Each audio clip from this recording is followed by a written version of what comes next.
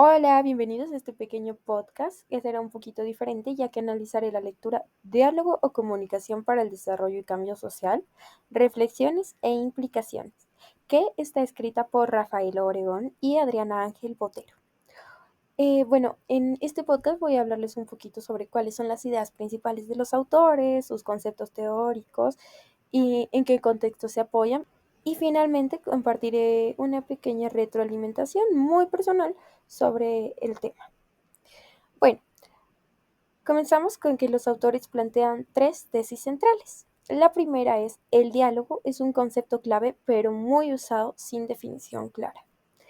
Aunque la literatura de comunicación para el desarrollo y cambio social, o abreviado la CDCS, adopta el diálogo como eje central, muchas veces se usa de manera vaga o sin precisar qué significa realmente. Esto puede generar confusión y limita su aplicación dentro de la práctica.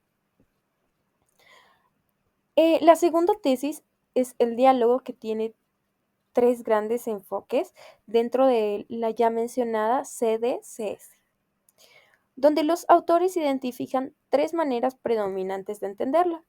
La primera es el diálogo como modelo de comunicación, la segunda, el diálogo como comunicación interpersonal y reconocimiento del otro, y por último, el diálogo como proceso de liberación pública. Cada uno de estos enfoques aporta, pero también genera límites o incluso tensiones cuando se traduce a programas reales. Asimismo, se habla de que el diálogo no debe idealizarse ni verse como solución única. Un problema bastante frecuente es pensar que si hay diálogo hay participación, si hay diálogo hay democracia, o incluso que si hay diálogo va a haber cambio social.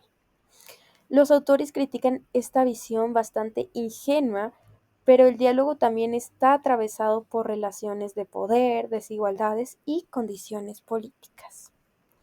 Bueno, se topan temas también como el diálogo como modelo comunicacional, que se contrapone a los modelos tradicionales de la comunicación masiva, que transmite información verticalmente, por lo que aquí el diálogo se entiende como proceso horizontal de generación de sentidos.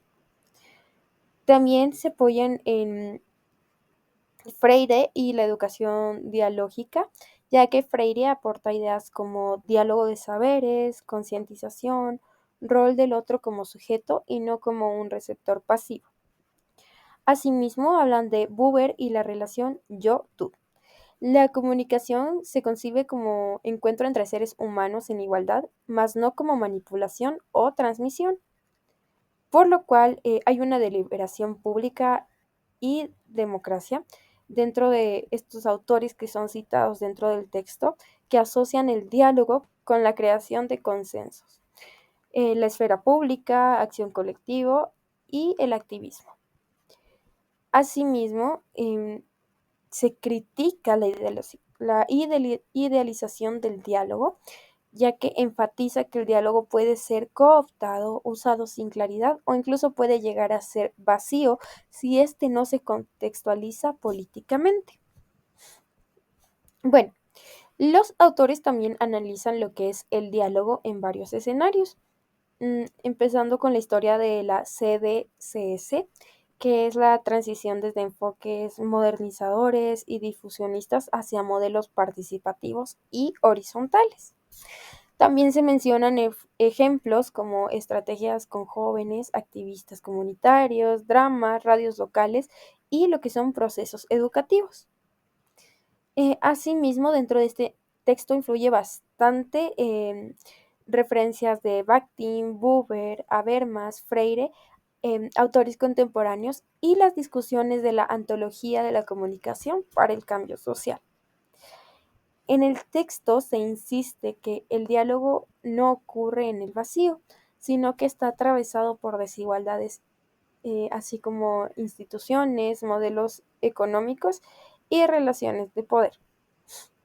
Bueno, después de leer el texto, yo considero que los autores tienen razón al cuestionar el uso fácil del diálogo, que muchas veces en comunicación se habla del diálogo como si fuera una palabra mágica, pero dentro de la práctica no se explica cómo se realiza, qué metodología se usa, ni cómo se evalúa ese impacto.